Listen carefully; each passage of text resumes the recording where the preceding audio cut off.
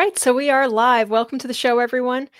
The Democrat Party is becoming, let's say, increasingly radical in the positions that they defend. From actual gang members to transing the kids, it just doesn't seem like the kind of thing that the average American can get behind. So, what exactly is the strategy for them here? Is there one? And how is it going to end? All right, likewise, DEI may be destroying David Hogg's career at the DNC. Trump Derangement Syndrome apparently is the #1 voting issue for Canadians of the baby boomer generation. And we take a brief look at Trump's first 100 days, which have been a total whirlwind. So we're going to talk about all of this and more on episode 493 of the In the Tank podcast.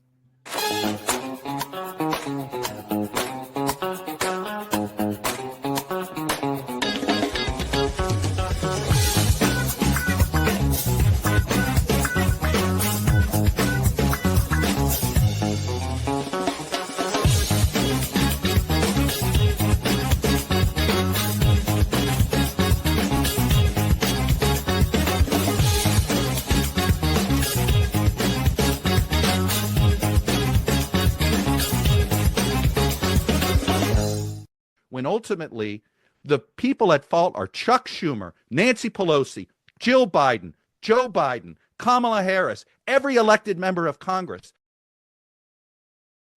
So true. All right. Welcome to the In the Tank podcast. I hope you guys liked the edit that Jim made for the intro there. I am Linnea Lueken, and today, as usual, we have Jim Lakely, Vice President at the Heartland Institute. Jim, what is happening? How y'all doing? I'm glad we're going to talk a little bit about the election up in Canada the other day. I don't understand what's going on up there. I know we have viewers and listeners in Canada. I'm praying for you. Absolutely. Thank you very much. And we also have back from who knows where, Timbuktu or something, Chris Talgo, Editorial Director at the Heartland Institute and Socialism Research Fellow. Chris, how are you feeling? We have missed you on the show here. Yeah, it's been about a month, but my shoulder is getting better. I'm not listening to the doctor's orders, so I'm kind of progressing much faster than they'd like to, but that's just the way it's going to be. So. Excellent. Okay, thank you. We also have Sam Karnick, Senior Fellow at the Heartland Institute. Sam, how does it go over by where you are? I'm doing fine. Everything's good. It's nice to be here, and I look forward to the conversation. Yeah, I'm seeing our audience is mourning the loss of Canada here. We might want to have a moment of silence for Canada. We will get to that. But before we get started, you guys, as always, if you want to support the show, you can go to heartland.org/inthetank and donate there. Please also click the thumbs up to like the video. And remember that sharing helps to break through some of YouTube's suppression. Even just leaving a comment helps too. If you're an audio listener, you can help us out by leaving us a nice review on whatever platform it is that you're using. All right. So before we get to the stuff about Canada, we do have, although it was competing for the position of unhinged, but today for topic number 1 under unhinged, we have David Hogg. If any of you guys remember, his career is threatened by maybe one of the funniest strokes of irony I've seen. Anyway, for those of you fortunate enough to not be aware or have forgotten who David Hogg is, just as a reminder, he's an anti-gun activist who is one of the most astroturfed careers this side of Greta, in my opinion. He somehow managed to nab the title of Democratic National Committee Vice Chair recently, but it turns out by the Dems' own rules, his position may have been gained illegitimately. So from the Blaze, we have Semaphore reports a candidate who failed to win a DNC leadership role earlier this year is now saying the DNC violated its own bylaws by not electing enough people with diverse backgrounds to be in the top positions. The complaint was filed by Kaylin Free, a Native American attorney. The DNC's Credentials Committee will meet virtually on May 12th to consider the challenge. By aggregating votes across ballots and failing to distinguish between gender categories in a meaningful way, the DNC's process violated its own charter and bylaws, undermining both fairness and gender diversity, said Free. Hogg's lawyers say that the election was conducted in compliance with the rules in place at the time, and that it's inappropriate to try to revise those rules or decisions after the fact through a credentials challenge. So I thought this was way too funny not to share. So Jim, you brought this to our attention, I think. So I'm going to go to you for it first. Yeah, I mean, what I find really ironic is that there's actually two layers of irony in this. The one that is most obvious is the idea that David Hogg may lose his position as vice chair of the DNC because he is not diverse enough. The second layer of irony is that David Hogg is so unqualified for a leadership position in the National Party, you would think he was a DEI hire for that position. The last I checked, I don't think the Democrats have whiny beta male as a category of underrepresented person in the DNC. In fact, you could argue that whiny beta male is overrepresented in the DNC. It is kind of their entire brand. Kind of sidecar to this. I don't know if you guys saw the interview that Tim Walz, I almost forgot his name. He's so irrelevant, but he was the vice presidential candidate with Kamala Harris. And he gave an interview where he said his position on the ticket was because he was able to speak to men who like football and like to fix their trucks. If you watched Tim Walz on the campaign trail for 30 seconds, you would know that, again, he was not qualified to hold such a position in the DNC. And what this really shows is that that party is really lost, and it doesn't have priorities that are in line with the majority of Americans when they have to check boxes, and it must be that their leadership is not populated by the most qualified and experienced political strategists and people who have their finger on the pulse of the American people, because the job of a political party in the United States and in Canada is to get votes and to implement an agenda. And the DNC is completely lost when it is focused so strongly on DEI stuff, to the fact that David Hogg, whose arrogance is in inverse proportion to his intelligence and competence, now may be the victim of that after all. This is not a party that seems poised to regain power in the United States anytime soon. And I think that's a good thing, because they don't really reflect the vast majority of views and policy desires of the American people. Yeah, absolutely. It's very I don't know. I guess we don't want to harp on it too much, because I don't want them to catch on that they're making major missteps here with this kind of fixation. But Chris, what's your take here? Does David Hogg deserve the position of vice chair at the DNC? Or is he the perfect person for this position, actually? Well, I mean, I don't know about his qualifications for the DNC chair position. I did see an interview with him and what's his name from Louisiana? Jim, help me out here. James Carville. James Carville, excuse me. Yeah. Sorry.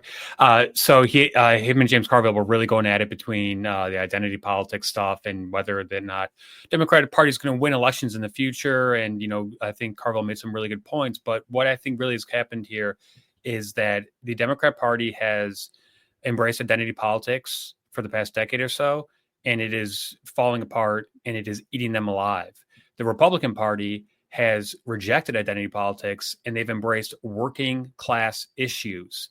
That's why the Republican Party has expanded so much since Trump came down that escalator in 2015 to where we are now in 2025. And that's why the Democrat Party is going the opposite direction, because they are just obsessed with identity politics, trans stuff, women's stuff, black stuff, everything. It's all about slicing and dicing the population into different segments and playing them off one another. That doesn't work. That doesn't help the American people. What helps the American people is when Donald Trump says, I'm going to get in office. I'm going to shut down the border. I'm going to keep taxes low. I'm going to deregulate. I'm going to make energy more affordable. I'm going to improve your life. The Republican Party is a very serious party who has embraced middle class, working class Americans, and actually is addressing their concerns. The Democrat Party is off in the la la land talking about DEI and identity politics and all this stuff that the American people are just completely over. That, I think, really is what's going on here. Yeah, I believe we have that clip of Tim Walz here if we want to throw that up there to punish our audience for a moment. I was on the ticket. I would argue because we did a lot of amazing progressive things in Minnesota that improved people's lives.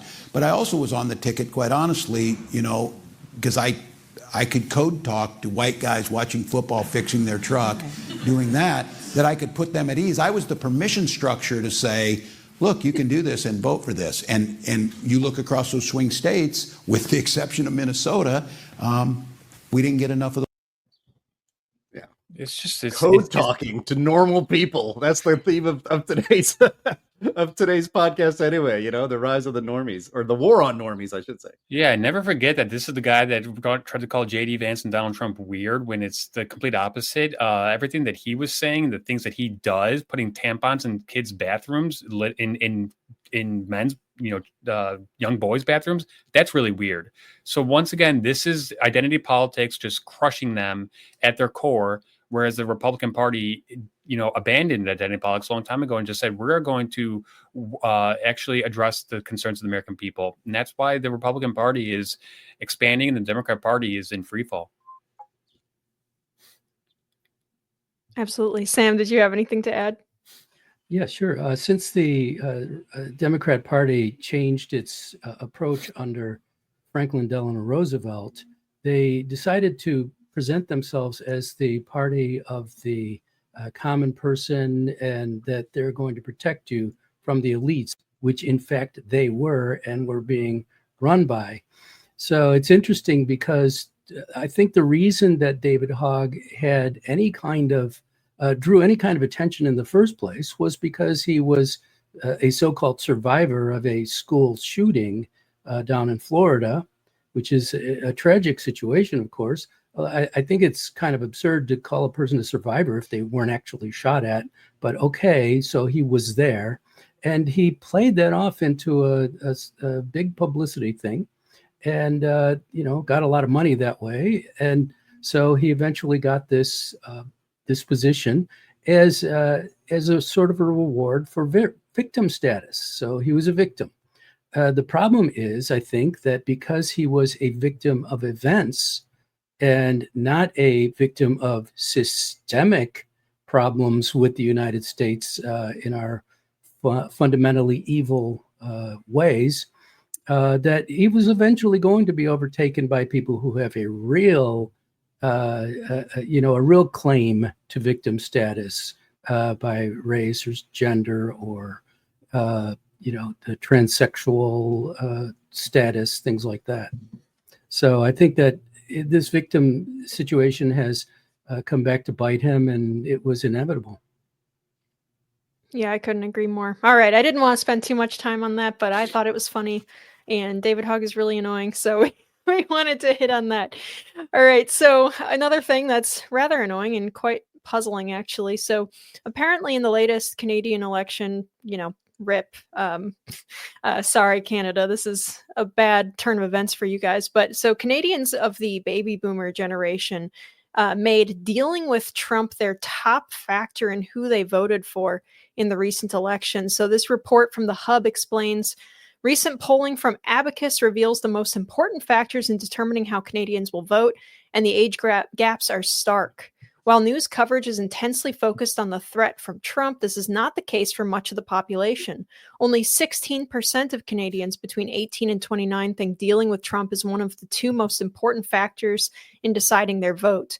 This contrasts starkly with seniors, with 50% saying that dealing with the Trump threat is one of their top issues. If reducing the cost of living is top of mind, you're much more likely to be a millennial in the 30 to 44 year age range. Half of Canadians in this age group say that this is one of their top issues. Meanwhile, less than 2 out of 5 seniors say reducing the cost of living is one of their top issues. So the fact that this question was even polled at all was kind of surprising to me. I'm not sure why on a poll of voting issues, Trump would even come into it. I guess I'm guessing that Canadian media is fixated on him. And I do wonder what the cause of the huge disparity is. But it kind of, to me, sounds like television network viewership might be involved. I don't know. So I'm pitching this to the general panel here. Obviously, American politics has effects, around the world, especially for our direct neighbors. But what do Canadians mean when they say that dealing with Trump is a top priority? It's not like they can overthrow Trump's administration or something, right? So what do we have going on here, guys? Can I just start off real quick, everybody? Yeah. So I I just finished Carol Ross' book, You Will Own Nothing. And there was a she did a big section on housing. And one of the things that really stood out to me was in Canada, housing and affordability is even worse than it is here in America, especially for younger Canadians.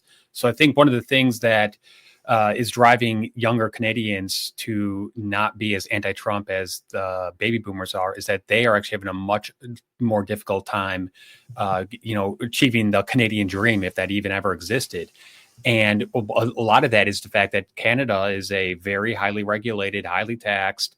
It is, a very, very progressive, very liberal economy that is not boosting the living standards for young people and not making opportunities for them to advance nearly as possible as it was 40, 50 years ago. And that's a theme that is definitely taking place here in the United States of America. People in my generation and younger, it's harder for us to achieve the American dream in this economy with, the housing situation and all this kind of stuff.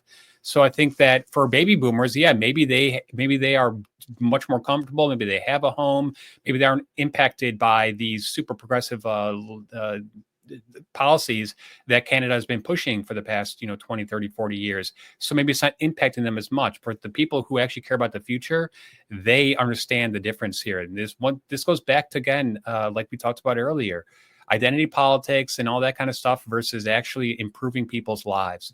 Donald Trump, in his first term, improved the lives of working class Americans. That is a fundamental fact. Their wages went up. Their, opportunities, improved. The opposite happened under Biden. The opposite happened under Trudeau. And unfortunately, it seems like Canada's not nearly as down, this road as America is.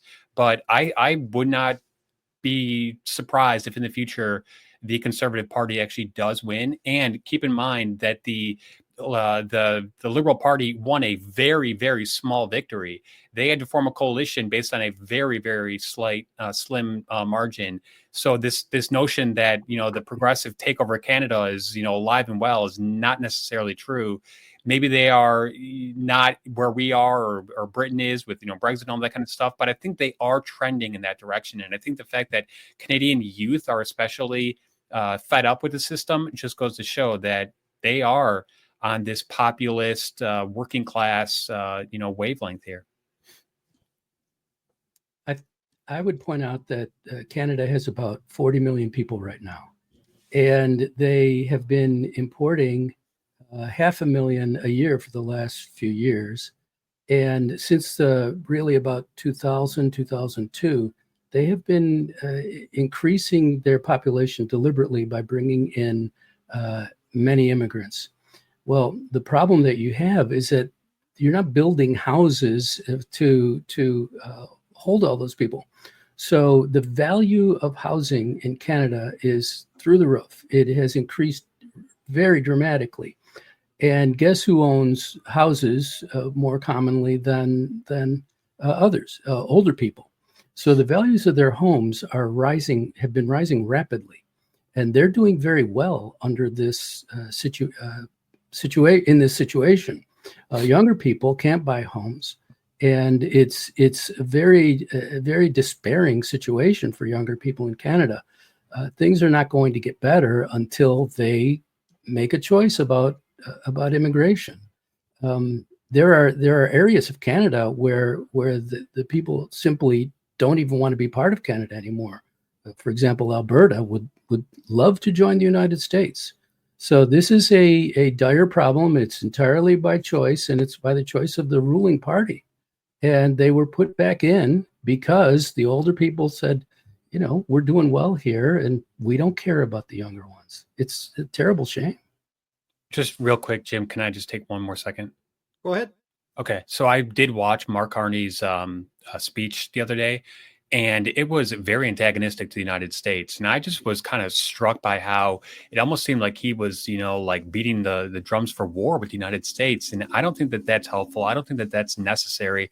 I think that they are actually just being way too petty with, some of Donald Trump's sarcastic remarks about maybe making Canada the 51st state. It's all in jest. It's just joking. It's not true.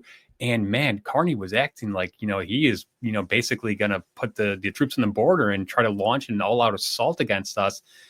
this is not helpful. The United States and Canada have a very long history. We should be economically aligned. I hope that cooler heads prevail, and I hope that Karnick does not, start a trade war or any sort of conflict with the United States. Yeah. You see a lot of interesting talk online right now, and it's I want to point out to some of our viewers that are a little bit confused by this. If 50% of people age 60 and over in Canada are saying that dealing with Donald Trump is their top priority, that's not a matter of like the polls trying to trick you into thinking that the boomers are against Trump. It's a matter of 50% of people who responded to this poll in that age bracket said that that was their top priority. And it's a problem that that's their top priority. And it's probably true in general that Canadians are more liberal than citizens of the United States. And like, I really do think that media has something to do with part of this, because I know for a fact that the Canadian mainstream media have been spinning up over in a tizzy over Trump's comments, especially earlier in the year. I was seeing people, conservative Canadians, saying on X and stuff that like Trump is a threat to Canada and we're going to be invaded and blah, blah, blah. And saying, Americans need to step up because we're going to defend our land and blah, blah. There's a lot of people who are spun up by Trump's commentary. So this polling result doesn't overly surprise me. What surprises me is the way that the election ended up going. I did not think that something like this would be able to flip it so hard. It's very unusual. Jim? Yeah, I mean, we have do you want to play that video clip, Linnea? Is it worth playing that video clip that we have? I mean, we're talking about Canadian politics. None of us really are, I would think, experts in Canadian politics, but we do watch it and we can pay attention. But I think we're pretty good at politics in general. So here is an actual expert on Canadian politics talking about these shocking poll results.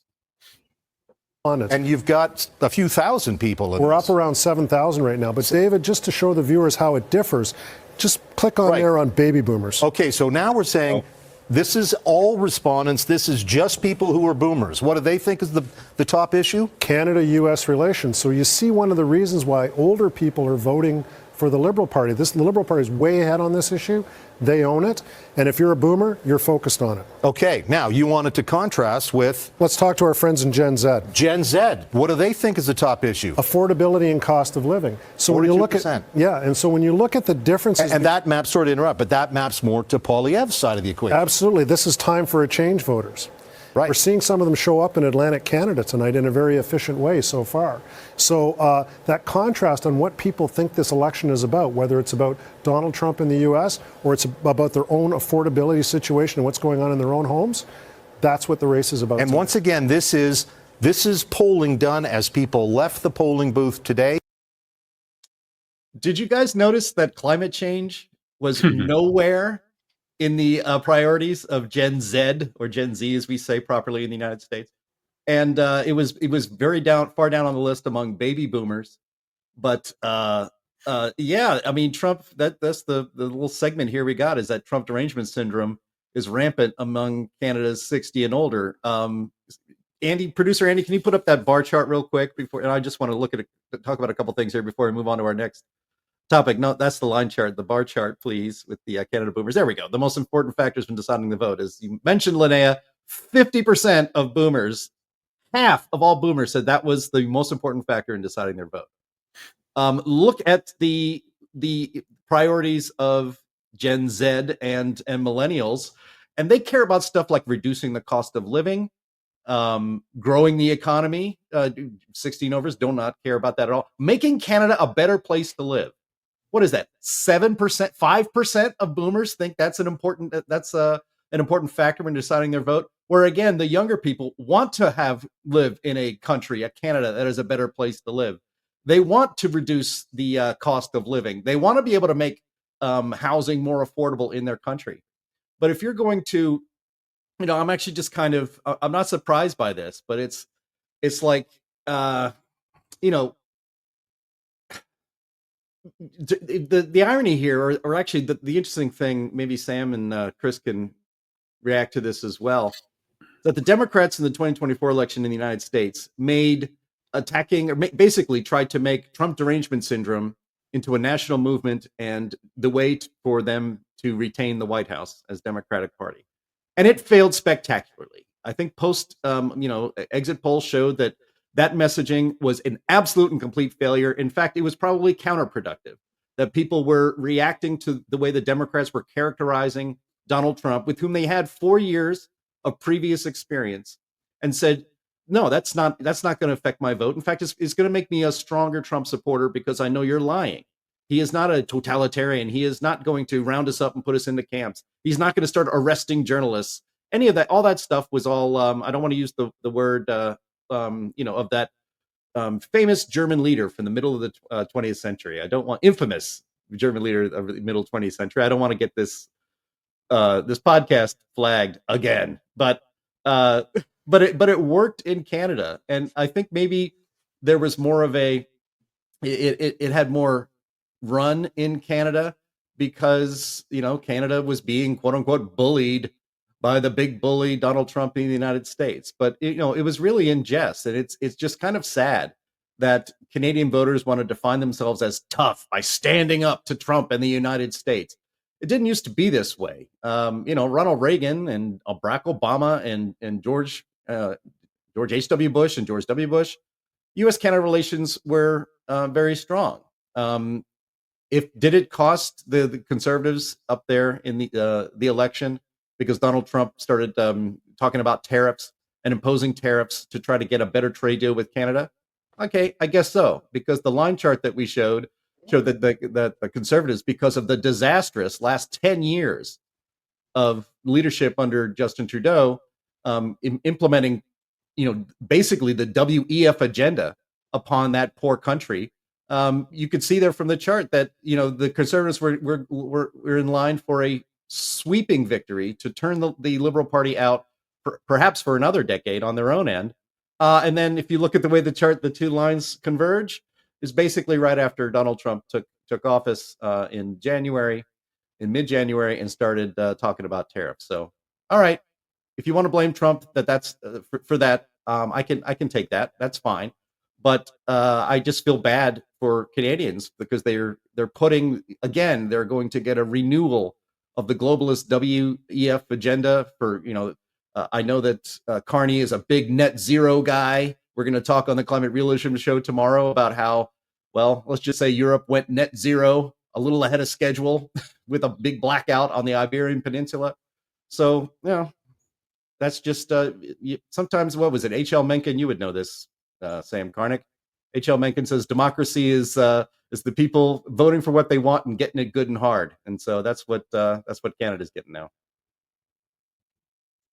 Yeah, it is interesting how fast, as soon as the United States starts trying to negotiate for trade deals that benefit the United States, you find out really fast who your allies are and who they're not. And it turns out the United States doesn't have allies, actually, perhaps. So we will see about that. All right. So speaking of Trump, obviously, so Trump's first 100 days have been, at least in my lifetime, for sure, the most tumultuous 100 days of any administration, especially in terms of the sheer volume of actions taken in trying to take apart the last, decade of liberalization of our government, and not liberalization in the becoming more classical liberal, but liberalization in terms of moving left. So PJ Media published a briefing that I want to highlight one section of because it was pretty poignant, I think. They write, the president and his people have been working with an urgency driven by the dire straits that Joe Biden and his idiot handlers left the country in. There was no time to slow play an agenda if the republic was going to be saved. Things were that bad. I had never gone into existential crisis mode until Biden and his slow kid commie cabal came into power. Trump is also aware that there is no guarantee that the GOP will continue his work when the term is done. So he knows that he has to assume that making America great again is all on him. It would be nice to believe that he's getting things moving in the right direction for years to come, but we have all met the Republican Party. It certainly does feel like drinking from a fire hose at times. So, Chris, is there anything in these first 100 days that particularly has stood out to you? Like, what's your favorite thing that's happened thus far? Okay, I'm not going to reduce it to one thing because there are Okay, a go couple. ahead. There are like 3 or 4 things that are, I think, very important, and I think that Donald Trump has done a great job on. Number one, the border. We were told for 4 years during the Biden administration that there was nothing he could do, that Congress needed to pass new laws, blah blah blah blah blah. We saw millions of people pour into this country. That had a devastating effect on cities. It increased crime. It increased benefits. All this kind of stuff. Donald Trump literally solved that within 100 days. Less than 100 days. The border is completely sealed. We are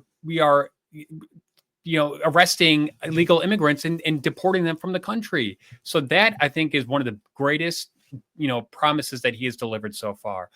Okay, aside from that, I am very, very glad that Donald Trump is embracing fossil fuels. I'm very glad that he is making coal usable again. I'm very glad that he is opening up drilling here in the United States, and that we are going to export liquefied natural gas, to Europe and all these kind of things, because that's going to have a worldwide impact. It's going to weaken Russia. It's going to really help us. It's going to help Europe. So on the energy front, I think he is knocking it out of the park. Okay, on the spending cuts, I once again, I said this about 6 weeks ago, that it's almost like you got to pinch yourself every day when you see stuff like this. When I saw that Linda McMahon, the education secretary, said that she has cut their staff by 50% in 100 days, that just makes me so warm and fuzzy, because you know what? I would never have thought that would have ever happened. I thought that we were going to be stuck in this, $1 trillion deficit forever, and that we were never going to really get to the bottom of this. It looks like we are getting to the core of this. It looks like the reconciliation bill is right on track. Tax cuts are going to be extended, and even better, and I really need to stress this, the Tax Cuts and Jobs Act. Well, I shouldn't say that. The reconciliation bill that they are working on right now, that includes extension for the TCJA. It's also going to include a bunch of new tax breaks for the middle class in particular. No taxes on Social Security, no taxes on tips, no taxes on overtime. That is going to boost incomes for the middle and working class, gangbusters. Lastly, the tariff thing. Geez, I've had so many discussions with so many people on so many different angles of this. I personally am very pro the United States playing hardball with the countries that have taken advantage of us for 40, 50 years post World War II. They have rigged the system where it's impossible, I shouldn't say it's possible, very difficult for us to sell our products to their country, but it is so easy for them to just dump their products into our country. So I have been on this note for a very long time of the Rust Belt got shafted. It got so shafted in the 70s, 80s, 90s, 2000s, 2010s. And Donald Trump came out of nowhere in 2015 and said, you know what, I've been talking about this for 40 years, but we need to reindustrialize the United States. It's national security. There's also just these people want to work. They want to work. And they were told, no, you idiot, go learn how to code. Finally, someone's actually, standing up for their interests. So I know I just put a lot on the table there, but those are my big things. And I am extremely excited for the first 100 days and for the next 1,000 days. Absolutely. Chris, you hit almost all of the points. All right, Sam, what do you have? Sorry, everybody. Sorry. Oh, no problem. I think that one interesting thing to me is that in his first term, Trump tried to go through Congress in an important way. Obviously, the Tax Cuts and Jobs Act was the biggie. But in this one, he was ready to go in and do whatever he could in terms of whatever a president can do and legally get it done. There was much greater preparation now. And even in 2022 and 2023, you could see on Truth Social things that Trump was saying that he was planning to do, and they've been done or are being done. So he was planning forward in a way that he had not done in 2016 in preparation for 2017. And the key thing, I think, is that with the kind of changes that he's been trying to make here, he hasn't been doing just what he would like to do. So, for example, if you want to close the border, you don't say, I want to close the border. He did that in his first term, and he got a lot of heat for it and all kinds of lawsuits against it. This time, he just closed the border. Well, how could he do that? Because he went for sending immigrants back, sending the people who are here illegally, sending them back to their countries, repatriating them. So what that did was it changed the ground on which we're all standing. So the discussion is no longer, should we close the border? That's already done. He just went and did it, and there was very little reaction to that. The real action has come in the repatriation or sending back of people who are here illegally. That's now the issue. What you do is you ask for the moon and you accept what you can get, but you also try to get the moon, and he is trying to get that. And interestingly enough, the opposition seems to be playing into his hands in all these areas. So in terms of the economy, instead of saying, well, we need to make sure we get the Tax Cuts and Jobs Act tax cuts extended. Well, yes, that's something you absolutely must do. But what he did was he said, okay, we're going to shut down a whole bunch of things in the government. We're going to go for a big tax cut on top of all these other tax cuts. We're going to get rid of the income tax altogether. So what he does is he asks for the biggest things possible. And then the opposition has to fight that biggest thing, because you can't just let that pass.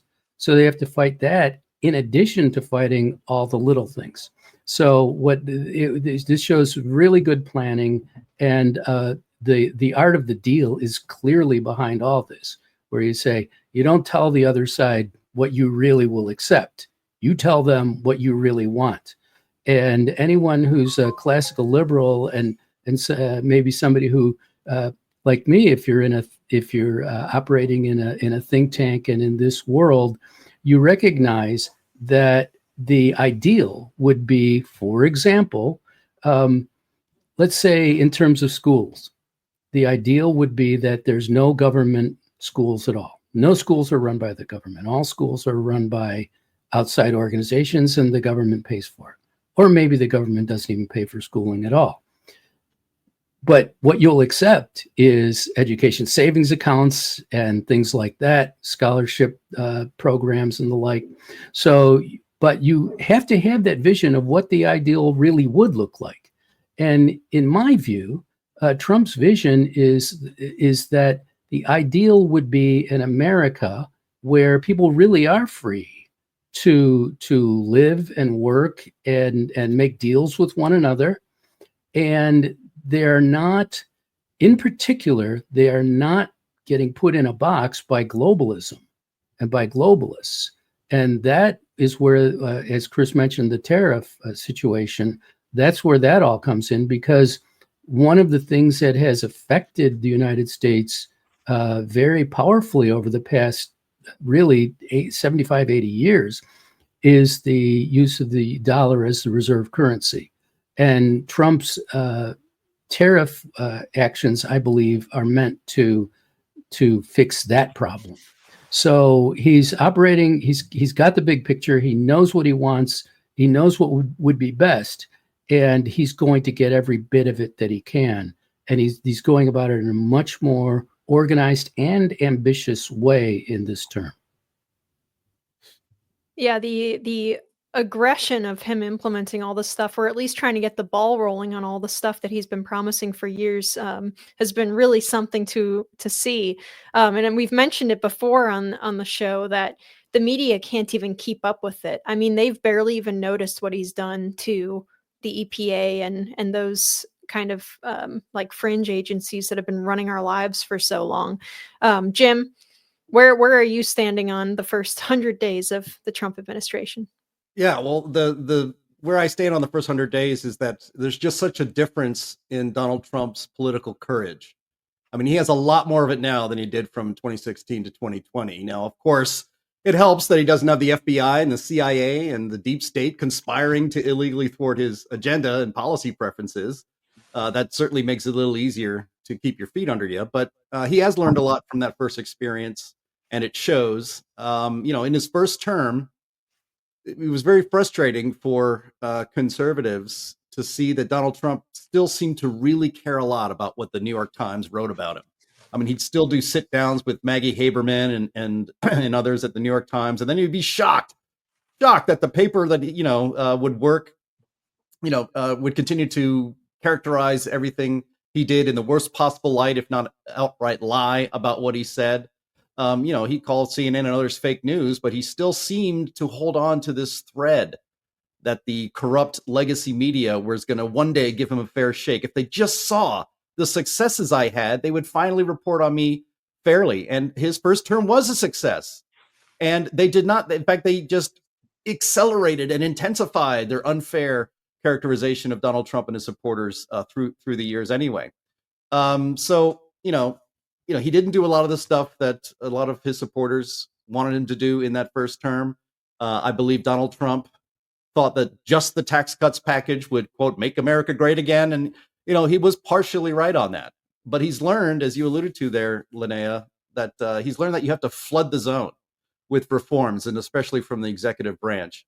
In his first term, Donald Trump, and this is an understandable error, but he made some really terrible cabinet appointments. These were weak men and women for the most part, and they didn't have, the determination, let alone the political connections, to execute the agenda that he had run on and that people voted for, which was a repudiation and reversal of Obamaism. But if I wanted to pick just one item that in the first 100 days that I am most excited about and is long overdue, and it's the defunding and dismantling of the Green New Deal. He's extracting the United States from the global climate cult, and he's getting the United States bureaucracy and federal funded science out of the climate scam here in the United States. And I think that is going to be, there's lots of things that could be Donald Trump's policy legacy, that we would look back on in another decade and look at it being the most impactful.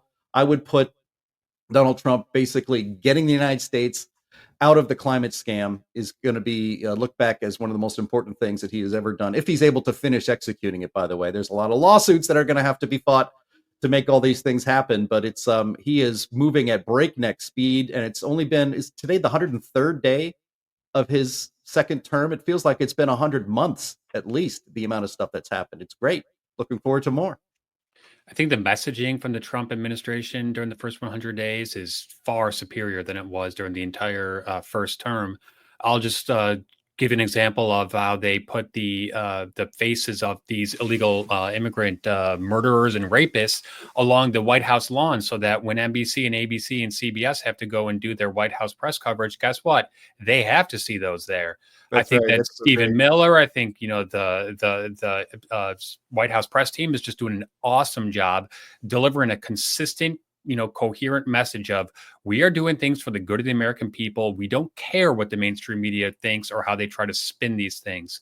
One other thing, I completely agree with Jim's assessment of how Donald Trump is dismantling the Green New scam. Thank God for that. You wish him total success in that endeavor.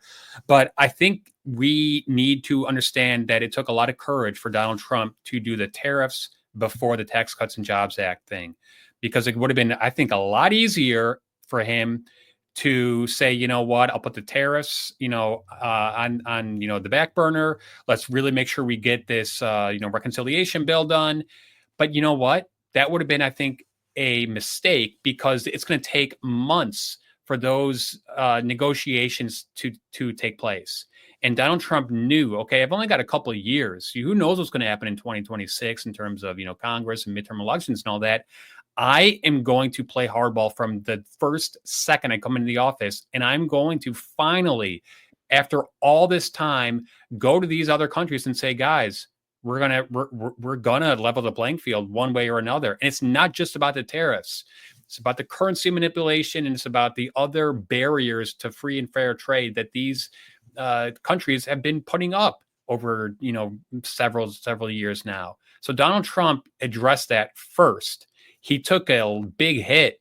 The markets, of course, went down, and everyone on CNBC and the ABC and CBS and NBC are talking about how the economy is in shambles. No, it's not. This is just a very temporary hissy fit from Wall Street, because their rigged system is finally, hopefully, coming to an end, and the American people, the masses, the forgotten people, we understand this, and that's why they're polling. I don't even pay attention to any of their polling. MSNBC and CNN and all the usual suspects this week have just been, flooding the zone with polls saying Donald Trump is so unpopular, blah, blah, blah. Guess what? Your polls are meaningless to us because you lied about your polls in 2016, 2020, and 2024. Therefore, we don't believe your polls anymore. When I'm just out and about, whether it's at the grocery store, at the gas station, wherever, I'm not saying that I'm seeing Trump flags everywhere and people like high-fiving, like, yeah, Trump's the greatest. But there's just a different sense. And I'm telling you, I feel it. And I even just talking to some people who you just wouldn't even expect, like, hey, like, what do you think about how things are going so far? They're like, yeah, I think things are great. It's like, whoa, really? Like, cool. So I'm just going on that, benchmark here. I think it's been a great 100 days. And I think that this is, really building the foundation for a great term, and hopefully, more of this to come for years. Yeah, absolutely. And as one of our commenters mentioned, Trump was a bit annoyed. Remember, they did pierce his ear. I think that was a pretty major turning point in setting the tone for how he was going to approach the administration. Was, they tried to kill him. He's not, he's not taking that very well, or at least he's not taking it seriously anymore when the left is complaining about right-wing violence and, oh, Trump is a danger to our democracy and blah, blah, blah. He just doesn't care at all. There are reports a couple of weeks ago, I think maybe 2 weeks ago, that one of his staffers told the media that he has hit the, F it button, and they can say whatever they want. He is not being influenced by it anymore whatsoever. It's actually fueling him to lash out at them quite a bit. And so it's over. They played their hand way too strong. When the assassination attempt happened, I think that they had the opportunity to kind of back down on some of their rhetoric and to try and play the maybe not the unifier, but definitely apologetics for the way that they've been behaving towards him for the last couple of years. But they didn't. They doubled down on all of their craziness and, went on. There were major figures in the media who were saying things like, oh, well, he had this coming, he shouldn't have worn that short skirt walking downtown, kind of thing. So it's no wonder. Absolutely no wonder. All right. So Trump's first 100 days have been more or less like a major reaction and like a firm attempt by Trump to combat a lot of what we've been seeing from the Democrats for the last, and also Republicans for the last several decades. And so our main topic today is what we're calling the left's war on normies. And this was actually what Sam had suggested we call it.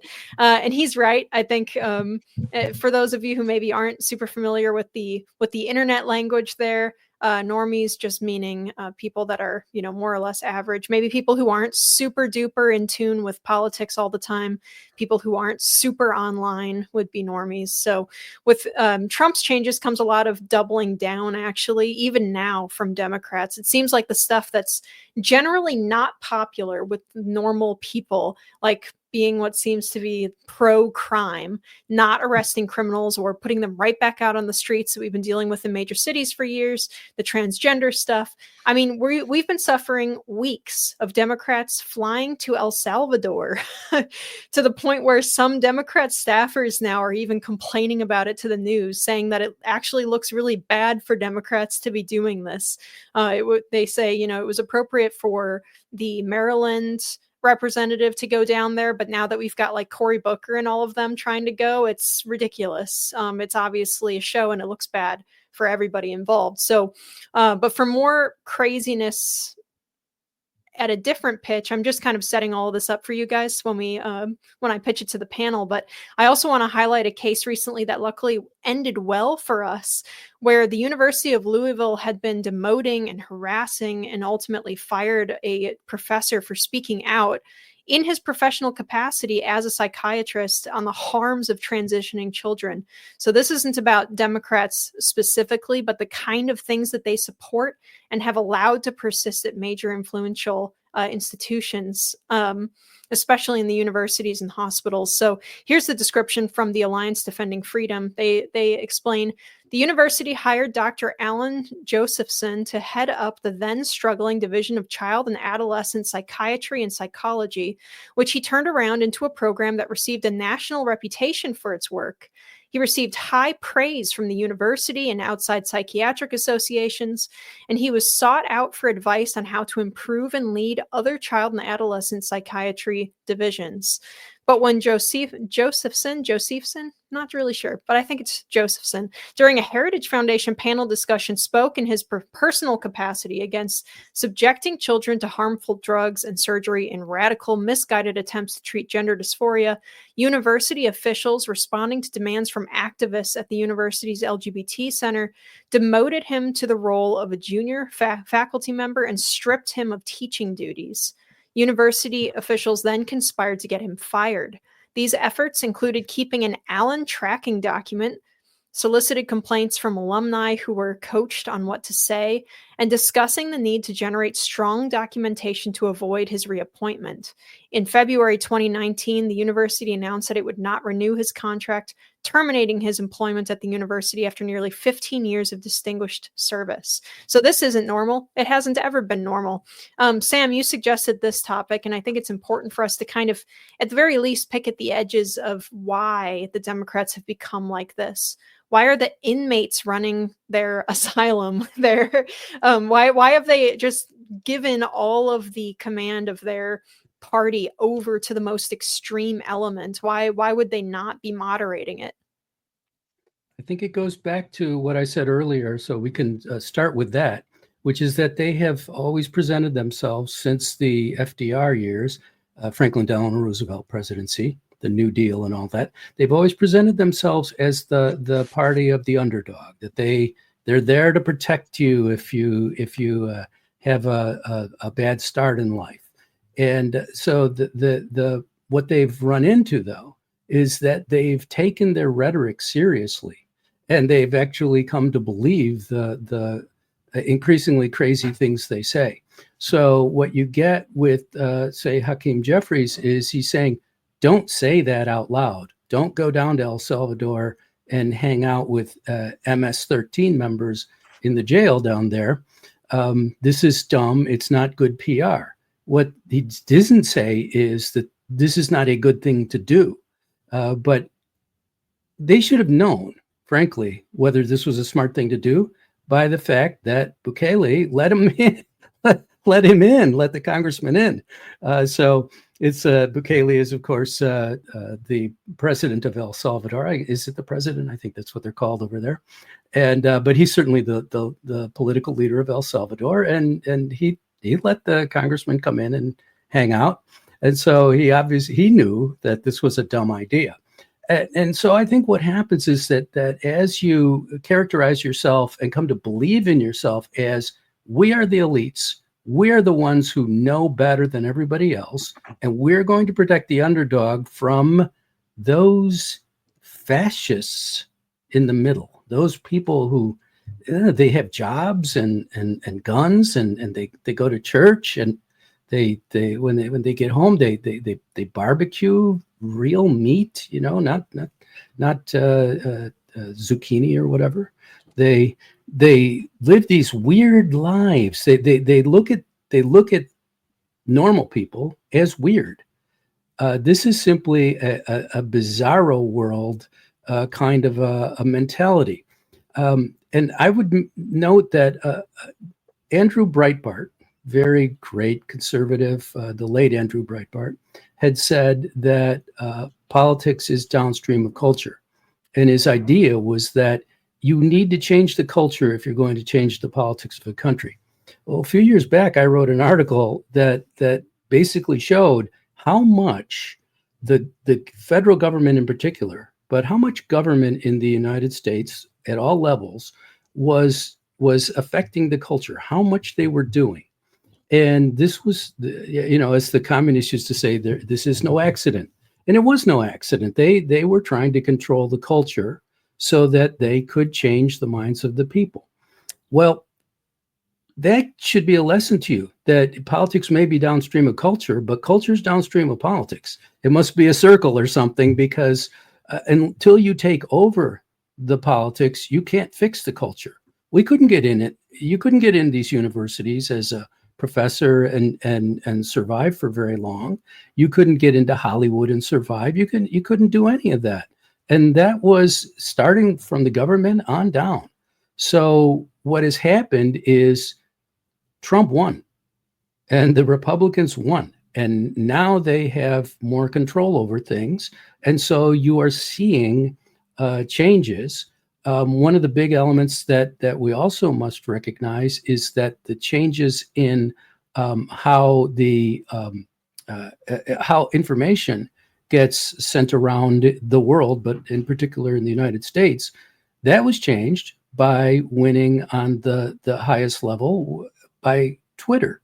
So when Elon Musk bought Twitter and then ultimately changed it over to X and made it a truly freer forum, that created a new media stream.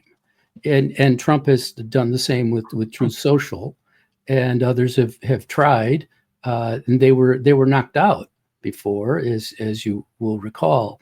But changing that, making Twitter open, made a big difference, because you didn't have to go to NBC and CBS and ABC, PBS and hear their lies. You could just go directly and see what the president or some congressman or senator or Hakeem Jeffries says, and that has changed the ground that we're walking on. So you take all this from the top political level and the spaces where power is developed and used.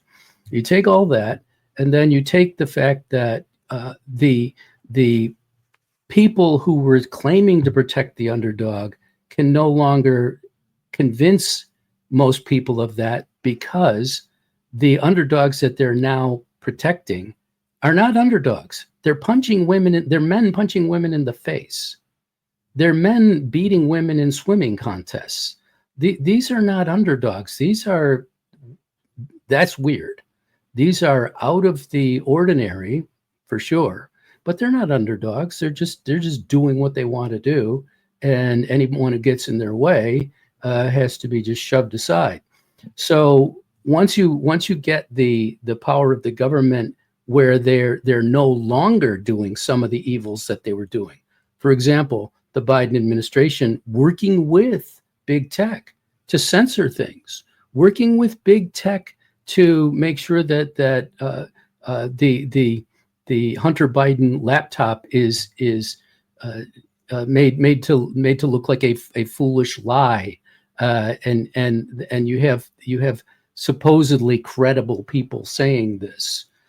This all was awful, and it was being run from the top, though. And that's the thing. You have to win these institutions. You have to win those before you can change people's minds. So they've started to do that. There's a long path to go. The fact that that there's some pushback against men in women's sports, for example. Something so twisted and bizarre that nobody imagined it 20 years ago. Nobody even imagined it. Nobody said, oh, of course, well, if you do this, this is going to happen. No, we thought of a lot of things that were going to happen, but we didn't even think of that. So when you look at the situation, you see that there are all the pieces are in place for big change. And the war on the normies, to me, is the desperate last attempt to destroy the credibility of the people who are now slowly starting to dismantle the current elitist system, the current globalist system. I have a slightly different take on this whole thing. I think the quote war on normies is a simple product of Democrats take the opposite of everything Trump does. So when Trump says, let's get rid of MS-13 gang members, what do the Democrats do? Let's defend MS-13 gang members. Donald Trump says, let's make sure that, we can drill for, gas and oil here in the United States. Let's not drill for gas oil ever in the United States. When I think back to, I don't know, I mean, I was, still following politics during the Bill Clinton years. When I think back to the Bill Clinton years, Arab big government's over, all this kind of stuff. He put in work requirements for welfare. It was very common sense, long-term growth-oriented things. Even Barack Obama, who I was no fan of by any means, what did he do? He deported millions of people. I don't agree with many of his things. Obamacare, huge mistake. But from his agenda to the Biden agenda, it's like night and day. What caused that huge difference? Donald Trump came to office in 2016 and blew up the entire political world here in the United States. And the Democrats, very foolishly, are hell-bent on saying, well, we're just going to do the opposite of Donald Trump, does on everything. And sometimes they just look like utter fools. Like when he's saying, hey, guess what, guys, we want to make sure that, Jewish students are protected on campus and that they aren't being harassed by pro-Palestinian, pro-Hamas people. What do the Democrats do? We got to defend the pro-Hamas people. It's just, it's so funny how they play into it every single time. So the thing is, and I mean, I'm, not saying that these Democrat politicians really believe all this stuff. I don't think they do. I think they're trying to just, get in the mainstream media attention and come out as the most rabid anti-Trump person because they, believe that will propel them to the forefront of the Democrat Party. I think that is a total failing strategy. And it would be much more beneficial for them to say, you know what? 70% of the people agree with this. Let's try to understand why, and let's maybe try to offer them, like a similar, if not slightly, competing, set of policies so that we can actually get to the solutions that they want. The Democrats just aren't doing that. They are just totally playing politics, and it's blowing up in their face. So that's great. Yeah, I've often wondered what would have happened if Trump had kept all of his exact same arguments, all of his exact same policies, and ran as a Democrat. Like what would have, what would the position on MSNBC be about mass deportations of MS-13 gang members if Trump had a D next to his name instead of an R? Go ahead, Jim. I'm sorry, but I don't think it would have worked. Remember that the issue of anti-Semitism is really more of an issue of, and it's a very Democrat issue right now, a very hard left issue, and that's an anti-Zionism position more than anything else. But I think it does play into anti-Semitism, and right there, it's a underdog issue that they look at the Palestinians as they're the underdogs, and so we have to support them. And so I don't think that Trump would have been successful running as a Democrat unless he had changed what he really believes in. Yeah. Well, I mean, it is amazing to see the positions that the Democratic Party has been taking. And I think Chris really put his finger on it. When ever since 2016, the Democratic Party has their only agenda, their platform is to do the 180-degree opposite of whatever Donald Trump is doing. The long-going joke is that if if Donald Trump cured cancer, the Democrats would lament the loss of jobs for oncologists, right? So, but on a broader scale, right? Because we're talking about the war on normies that has been going on for quite a while now, basically all through the Biden years and now in the early years of Trump's second term. And this is happening because, and let's be honest here, the left thought that they had won and permanently set new social, political, and academic norms in the United States. And why would they not think that? I mean, the Biden government was arresting parents who showed up at school board meetings to complain that the radical transgender policies in the school district allowed boys into the girls' locker room to sexually assault their eighth grade daughter. That happened in Loudoun County, Virginia. The Associated Press changed its style book to capitalize Black as a racial thing, as to give it more prominence, I suppose.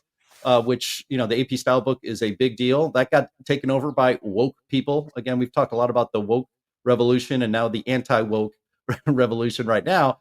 But there was enormous cultural, corporate, and government pressure to do things like put your pronouns in your email signatures and in your social media bios. Pride Month became, it seemed to a lot of Americans, a lot of normies, that Pride Month became a bigger deal than the 30 days between nationally than the 30 days between Thanksgiving and Christmas as a shared cultural event. And these things were all really out of whack.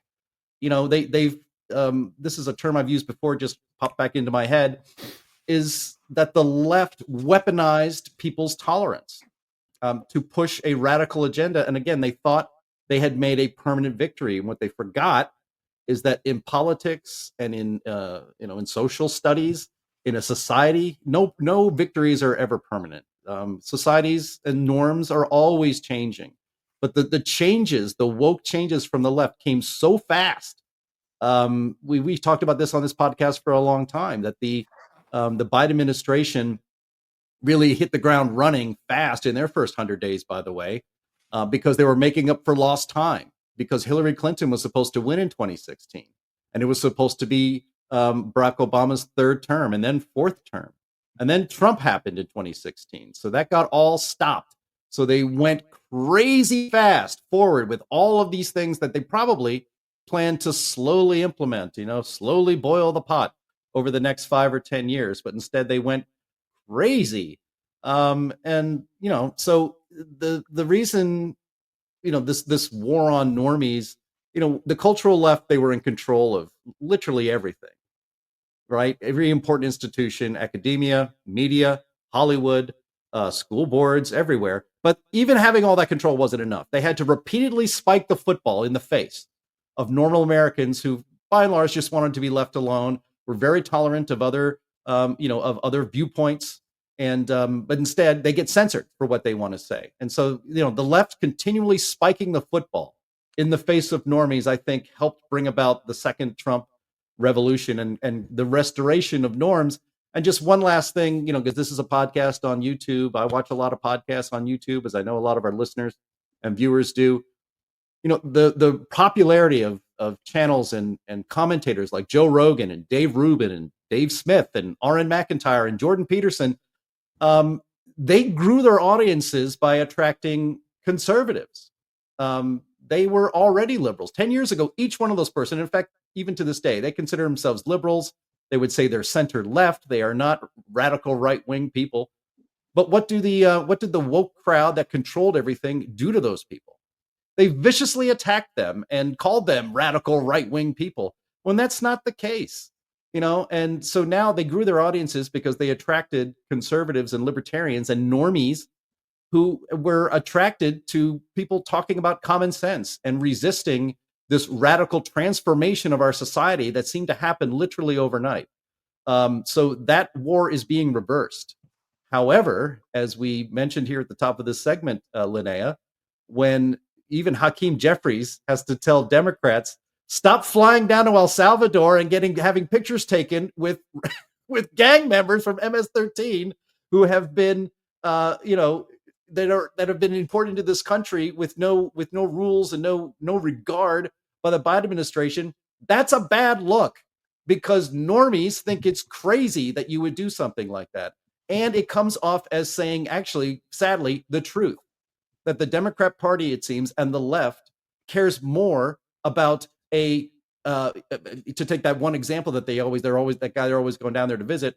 They care more about an MS-13 gang member who illegally entered this country, committed various felonies. They're more interested in getting him back into the United States than they are in deporting thousands and thousands of other criminal gang members who got into this country illegally and getting them out of the country. Normies think that's a good idea. Radical wokies, which is still, sadly, if you're Democrat, in control of your party, think the opposite. And so this is, it's an amazing thing. But yay to the normies. We're rising and the wokies are fading. Yeah, one thing that we hadn't touched on, but I think is an important element of, where the Democrats have really had pretty significant misalignment with the average American is on the soft on crime positions that they've taken. And some of their soft on crime positions that they've taken at the local level are so absurd, especially places like California and New York, where, someone commits some horrible crime and they're back out on the street instantly, or they don't even have to pay bail, or there's all sorts of examples of this. And the average, even probably Democrat voter, if they were fully aware that this stuff was happening to the extent that it was happening, would be appalled. Right now, there's a big kind of kerfuffle going on with the Buffalo, New York school districts, where a police officer has come forward, or police detective rather, has come forward to say that the attorneys of the school district have been blocking efforts from even state attorneys to investigate all of these abuse claims and stuff that have been going on at these schools. They're blockading police investigations. They're deleting footage of actual child attempted kidnappings and stuff. The schools are totally rogue. And it's amazing that it takes, someone just blowing up the story on a fun, goofy weekend podcast for that kind of a thing to come to the public's attention. And what does the local media do? What does the local, probably mainly Democrat media do? They just make fun of the guy who blew the story open, and are, because he's a little bit goofy and he does funny videos on YouTube sometimes. And so instead of actually addressing the concerns, which are kids being abused at New York Buffalo schools, they're kind of making light of the issue and ignoring it. So that was one thing that I wanted to bring up. It's a developing story, but it does kind of continue to show that disjointedness between what the average American would be concerned with, child abuse, and what the Democrats and the media establishment are concerned with, which is, I don't know, protecting abusers. I'm not really sure or at least I don't think I should say on the In the Tank podcast what it is that they're doing there. But well, I'll tell you this: if it was a Republican taking that position, it would be nothing but nonstop. GOP is protecting child abusers, or whatever. That's how they would frame every single thing. And they're not doing that. The media is not doing that because legacy media is corrupt, and their job is to protect Democrats, not tell the truth. Yeah, absolutely.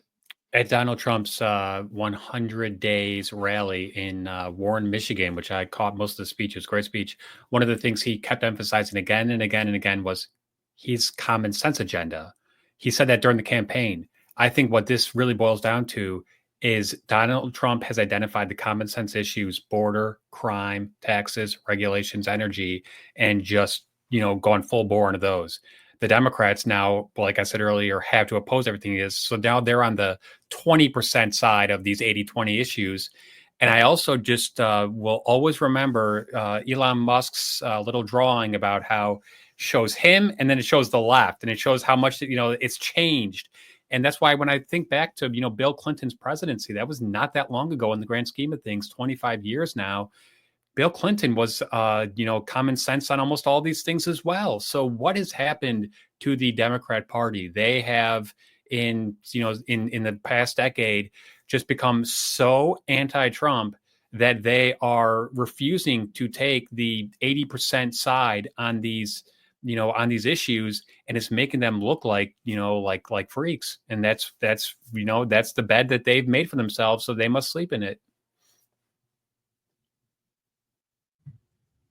Absolutely. Well, if anyone else has anything to add on this topic, or have we pretty well run it out?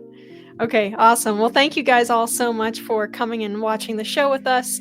We all really appreciate our audience here, but that is all the time we have, unfortunately. So again, thank you guys for tuning in. We are live every single week on Thursdays at noon Central on Rumble, Twitter, X, I keep calling it Twitter forever, YouTube, Facebook. For audio listeners, please rate us well on whatever service you're using and leave a review. That helps us out a lot. So thank you so much to our usual panelists. Let's start with Jim. What do you have to plug for us today? You can follow me on X at J Lakely. You can follow me on X, or the organization on X, at Heartland Inst, and always be visiting heartland.org. Absolutely. Chris? Yeah, I want to mimic everything Jim just said. Just do those things. Okay, and Sam, what you got? Yeah, I agree with those two fellas. They're pretty smart over there. Okay, true that. All right, thank you, everyone. We will see you again next week. Bye.